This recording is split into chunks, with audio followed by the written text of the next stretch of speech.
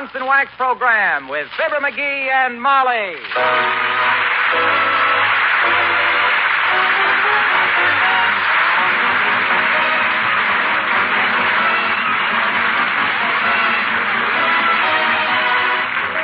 The makers of Johnson's Wax products for home and industry present Fibber McGee and Molly with Bill Thompson, Gail Gordon, Arthur Q. Bryan, Dee Benaderet, and me, Harlow Wilcox. The script is by Don Quinn and Phil Leslie. Music by the King's Men and Billy Mills Orchestra.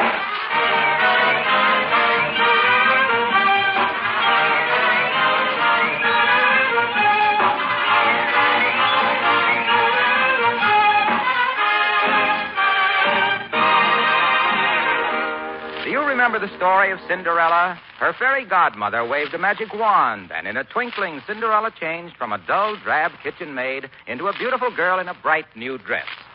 Well, knowing me, you can guess what that story reminds me of. The way Johnson's self-polishing glow coat turns a dull linoleum floor into a thing of shining beauty. It's true, you do a little more than wave a magic wand. You do apply glow coat to the floor. But while your back is turned, glow coat dries to a beautiful, shining wax polish all by itself. There's no rubbing or buffing with Johnson's glow coat. Dirt and spilled things can be whisked away with a damp cloth in double quick time. And, of course, the tough wax protection keeps your linoleum new-looking years longer.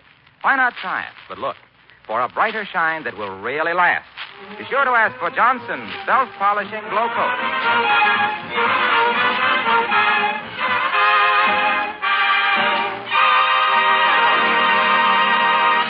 The average doctor soon acquires an immunity to life's little dramas. It takes an event of almost atomic proportions to really perturb him. But something seems to have got the eminent Dr. Gamble of Wistful Vista in a bit of a tizzy. And here waiting for him and wondering what it's all about, we find Fibber McGee and Molly.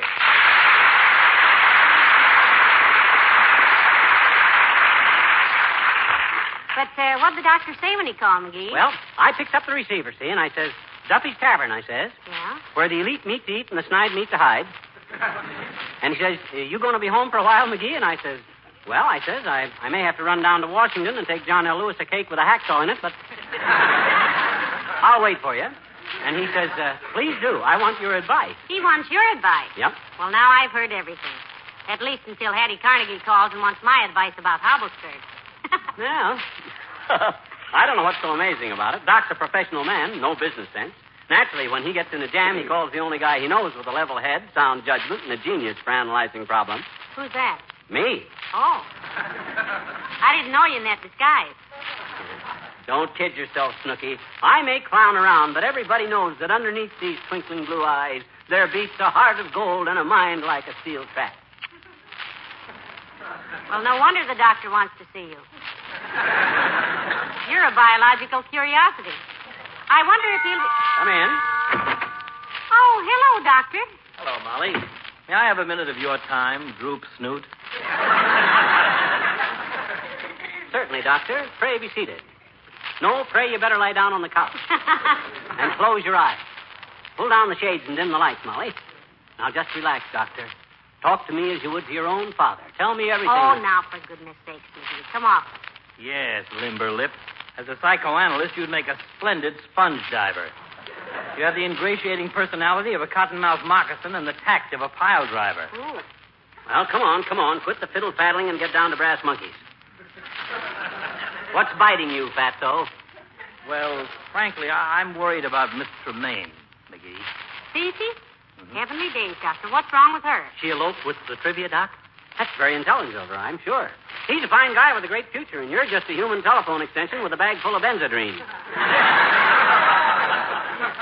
Anybody with a speck of sense would... quiet, will you? Yes, dear. Give the doctor a chance. Okay. The only way he can get a word in with you is to operate and leave a dictionary in your peritoneum.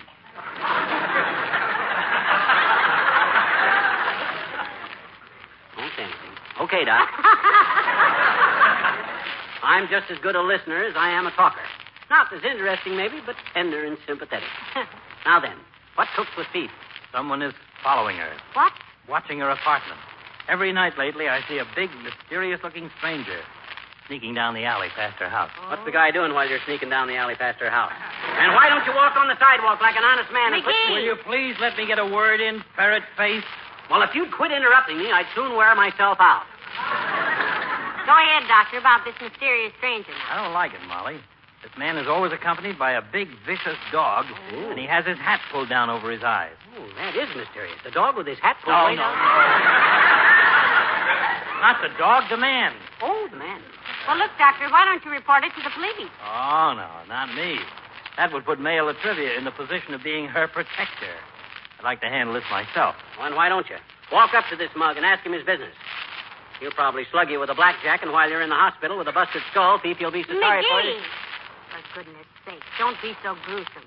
The only time I see this man is when I'm on my way to the hospital, and I never have time to stop and make inquiries. What would you suggest, McGee? It's a dangerous situation, Doc. I got to give it a little thought. I'll mull it over in my mind and let you know. Thanks very much. And give me a buzz, bean brain. Hey, this is really a situation, you know it?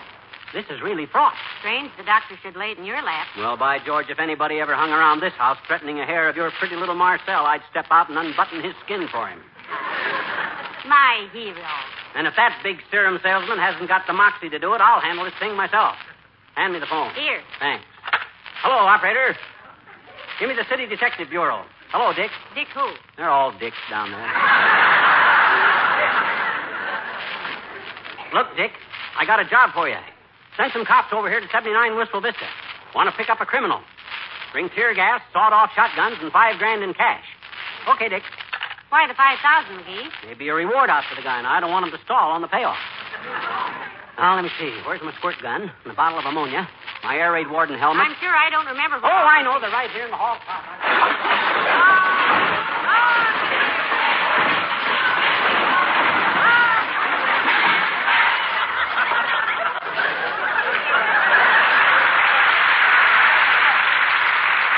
Let's fill this thing full of sofa pillows sometime and surprise everybody.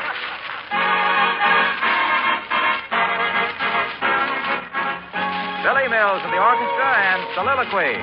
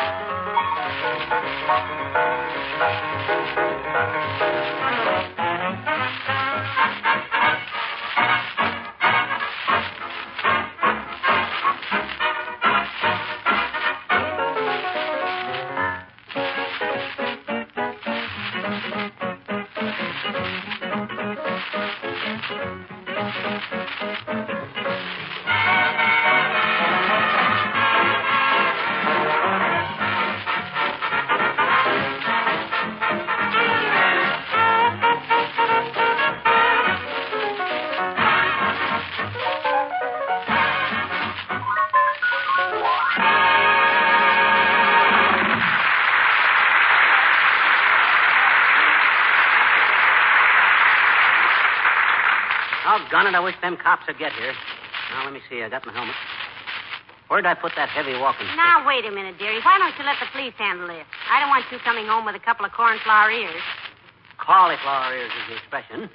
I think cornflowers are pretty.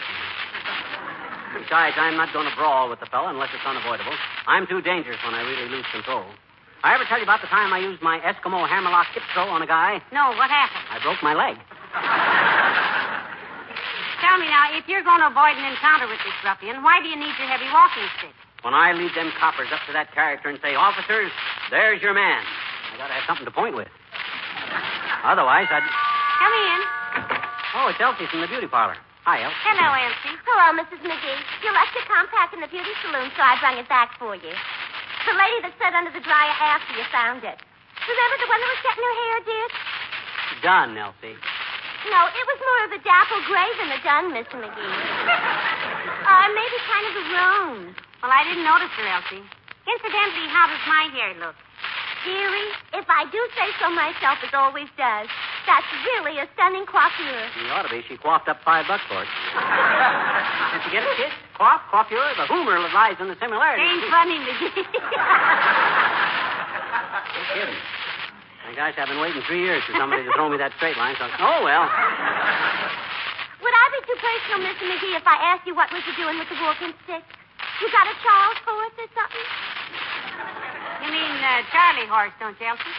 Yeah, but with an older man such as Mr. McGee is, I think Charles is more respectful. I ain't so old that I can't handle this Prowler, Elsie. Oh, you don't know.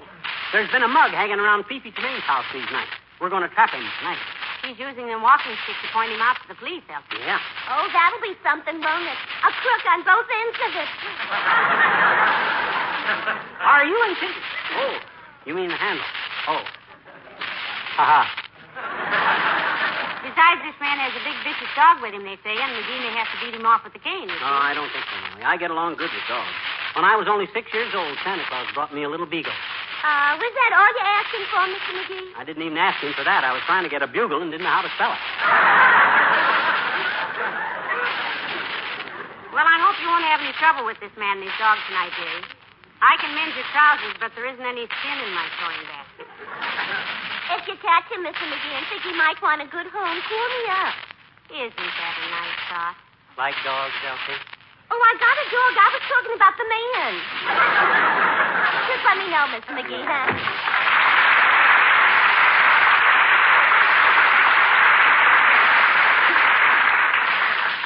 She must have broken up with her boyfriend again. Yeah, the poor guy isn't doing so well. He's an old newspaper man, you know. Get fired? No, there's just no money in old newspapers. There's no money in old jokes either, dear. So I hear. Well, not to change the subject, why don't you stay home tonight and let the police handle this Tremaine affair? Because Doc asked me to handle it. And if he's got too much sense to go after a dangerous criminal like that himself, who am I to go making like a Frank Merrill and sticking my big fat neck out for that? Hey, that ain't working out right, is it? No. Well, never mind. When I go sailing in there behind that squad of cops with sawed-off shotguns... Hello, Molly. Hi, pal. Hello, Mr. Wilcox. Do come in. He did come in. Haven't much time to chew the fat with you right now, Junior. Expecting the cops any minute. The cops? Don't give me your right name, pal. Tell them you're Harlow Wilcox. No, don't tell them that. Oh, the police already know his right name, Mr. Wilcox. Certainly they do. Well, tell them you weren't there at the time it happened then. I'll back you up. Huh? I'll swear you were right here watching me give Molly a demonstration of Johnson's wax. Watching me show her how Johnson's wax with 100 home uses helps to keep... Hey, well, it does. Hey. It does. Slow down. Hold it. I called the police myself, Junior. Oh, you fool, you. Well, he called him for Miss Tremaine, Mr. Wilcox. Certainly. Me and the cops are going to go over to her house tonight to pick up a dangerous criminal. Doc Gamble reports the guy's been hanging around Tremaine's house every night, chasing the joint. Really? Well, I hope you bring him in, pal. A guy like that should be pasted right in the nose. Right. He should be liquidated. Yes, sir. He should get the 3rd degree from the cream of our police force. Right. Paste, liquid, or cream, no matter what form you buy Johnson's wax in. Makes your housework easier and Oh, for faster. goodness sakes, of all the It ways... protects, it beautifies your floors, furniture, and fine woodwork, your windowsills, and leather goods. Johnson's wax in paste, liquid, or cream is the housewife's best. Hey. Well, it Look. is. It is. Look. Look, Waxy. Yes? Have you got to go now because if you do, you're excused. Wait a minute. One question. Yes, Mr. Wilcox? Let me in on this manhunt. I haven't played cops and robbers for so long. I'm sorry, Junior. This is just for the grown-ups. You got the physique, but you haven't had the experience. Oh, gee, come Where'd on. you get the experience, McGee? Well, a friend of mine's a private detective. Used to be in vaudeville same time I and old Fred Nittany from Starved Rock, Illinois had our act. In vaudeville, together. Open one. My gosh, Ole and I used to sit in the dressing room night after night and work out crime problems. Ole who? A fella named Leahy. Used to be a yodeler. Oh, I remember him. Ole Olehi. Yeah. That's the very one. Got any more questions, Junie? Yes, one. Where did that football go last week? Well, himself here's trying to work it out, Mr. Wilcox. You got me baffled, Junior. If Kimmick passed to Joyce and Joyce faded back to fake a lateral to Beelman, Yeah. the ball would be in... No, Beelman gave it to Cole. Yeah. And Cole handed it... Now, wait a minute. In that case, give me a pencil. Oh, no. Forget it, McGee. Why did you have to get him started, Mr. Wilcox? He's been trying to solve that all week. Oh, I'm sorry. Just trying to pick up an honest dollar. Coach McHale offered me $25 if I could get the answer. Hey, if I figured out, what'll he pay me? He says if you tell him, he'll change his plans about you. He'll shoot you where it won't show. Let me know if you get the answer.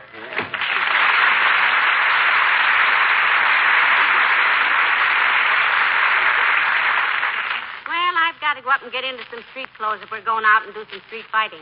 Hey, what do you mean, we? You're not going. It's too dangerous. That may be, but a manicure is too expensive. What's that got to do with it? Well, it's either go out with you and maybe get hurt or stay here and bite my nails. Waiting for them to bring you home in installments. Let me know when the police get here, dearie. Okay, I will. There goes a good kid. I sure wish she'd stay out of this. She might get hit with some flying glass if I forget to take my specs off.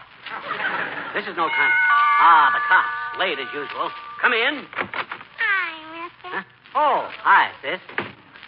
What's on your chubby little mind? Well, my daddy just won a turkey on a raffle, mister. Wasn't he lucky? I think you mean he won it on a raffle, sis, don't you? No. You don't? I don't want. You don't mean that? Don't mean what? You don't mean your daddy won a turkey in a raffle? No. No what? No, sir. Oh. Look, sis, where did you say your father won this turkey? In a raffle. Uh-huh. It was the last turkey in the butcher shop, and Daddy grabbed it just as the lady grabbed it, and they raffled all over the butcher shop, and my daddy won. Daddy says he thinks she was Man Mountain Dean in disguise. Well, frankly, sis, it wasn't very dignified of your father to fight over a turkey with a woman. He should have given her the bird. He did. He did, mister, when he left the butcher shop. Oh, boy. Is it ever a swell turkey, I bet you? You going to eat turkey for Thanksgiving, mister? Are you? I don't know, sis. Anyway, it isn't so important what you eat on Thanksgiving. The important thing is to be grateful that you got something to eat. Honest? You betcha. You know what Thanksgiving commemorates? Oh, sure. Hmm? We read all about Captain John Smith and Pocahontas in school, I bet you. Pocahontas, sis. Hmm? Never mind. What'd you read about? Well, the Indians were going to cut off his feet and his head, and then... No. They weren't going to cut off his feet. They were just going to behead him. My book said they defeated him first.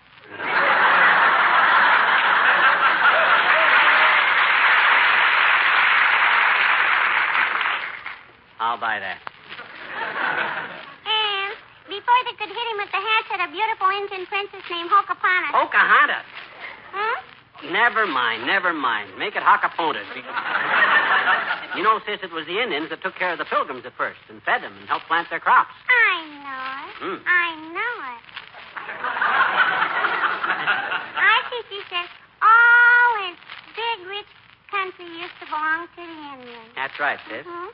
Did we buy it from mister? Did we, mister? Well, we bought some of it from them, sis, like Manhattan Island. Paid $25 for that. Without the Holland Tunnel. Very speculative at the time. Well, how about the rest of the country, mister, like Wyoming and Michigan and Texas and stuff? Did we buy that from the Indians? Well, no, sis. I guess you might say we just kind of acquired it. That's why I've always wondered, mister. What have you always wondered, sis? What have the Indians got to be thankful for? Sis, you got me. You got me.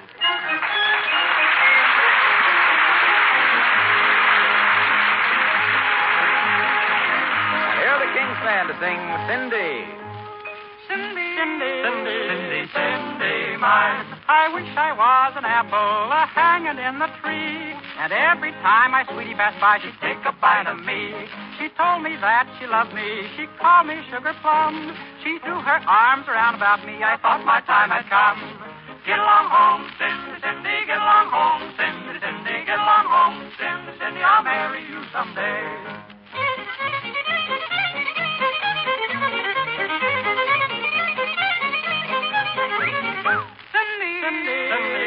Cindy, mine. Now, Cindy got religion. She had it once before. But when she hears my little banjo, she's first one on the floor. I wish I had a needle as fine as I could sew. I'd sew the girls to my coattail and down the street I'd go. Get along home, Cindy, Cindy, get along home, Cindy, Cindy, get along home, Cindy, Cindy, I'll marry you someday.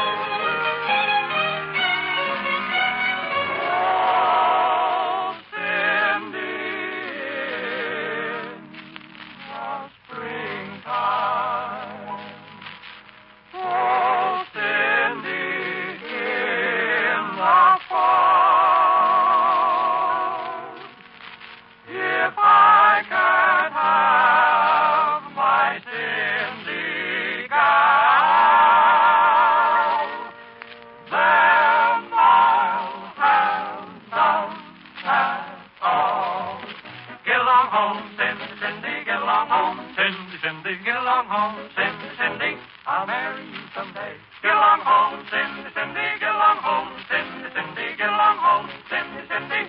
I'll marry you someday. Cindy, Cindy, I will marry you someday, someday, someday.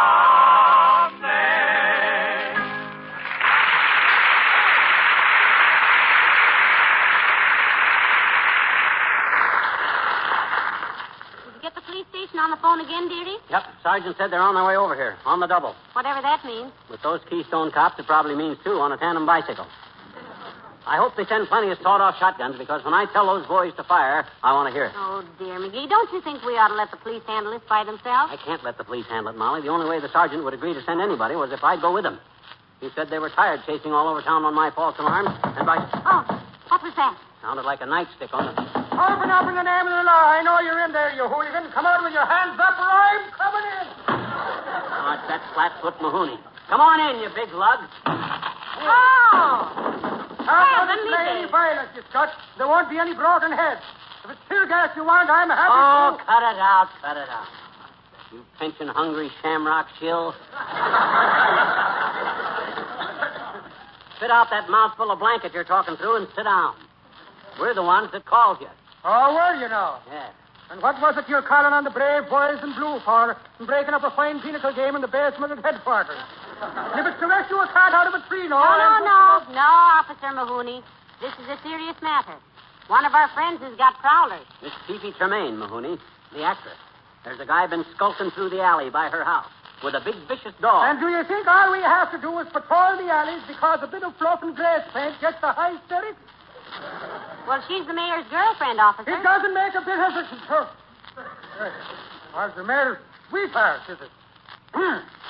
As I was saying, 'tis grateful we are when a citizen calls a matter like this to our attention. And I'm a lady, you see. Calls through the alleys, Goody. I'll beat the teeth out of him and arrest him for spitting on the sidewalk. One side, lad, Officer Mahoney is on his way. Wait a minute, I'm going with you. McGee, wait for baby.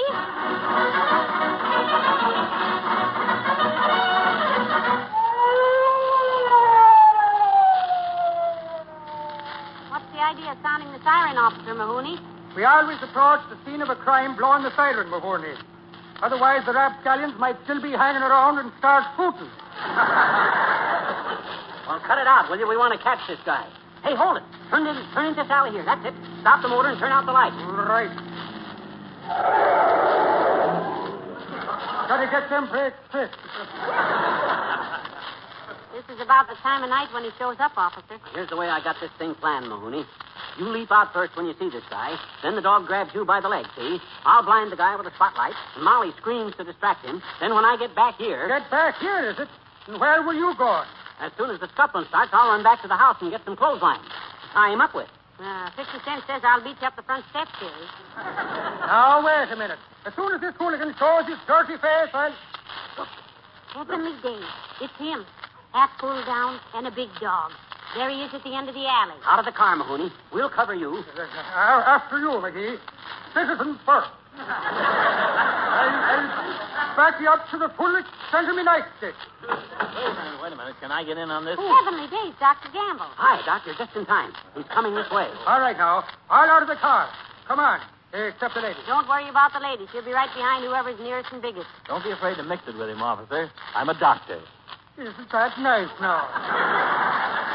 Look out. Here he comes. Stand back whilst I back him up against the wall. Quiet. All right, now. Get your hands up and don't make a move. Hold his hands, Mahoney.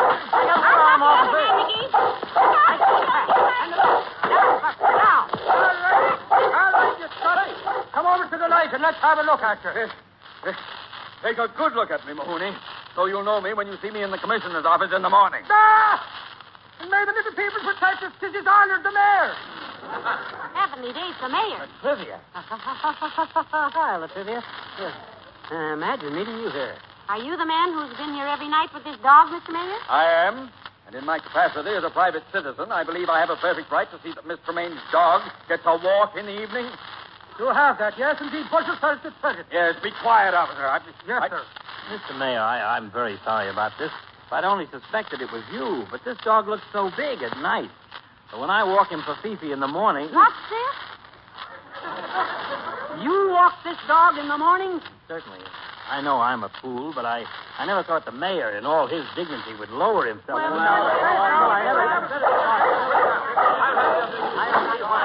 you! Will you keep quiet down there and get the Sam Hill out of that alley, or shall I call the police? Oh, this is ridiculous.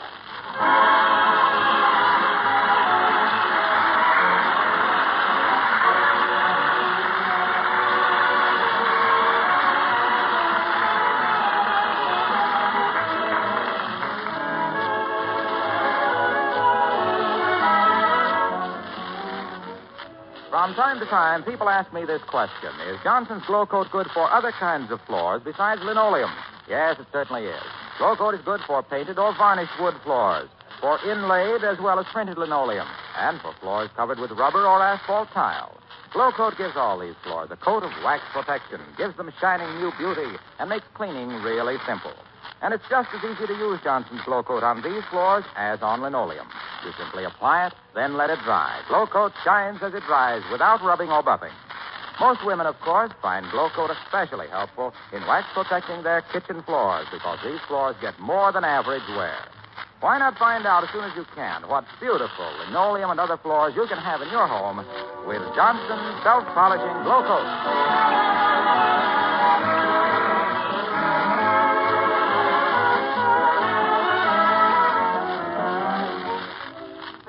Pretty angry with Officer Mahoney for knocking him down, McGee? Why, didn't you see him shake hands with Mahoney and send him away with Doc Gamble? No, what for? Broken fingers. Oh. Good night. Good night, all.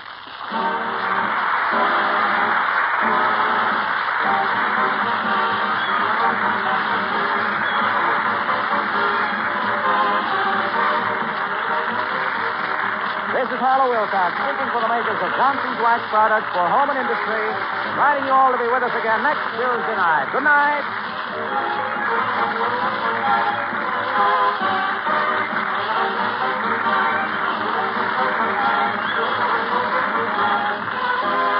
NBC, the National Broadcasting Company.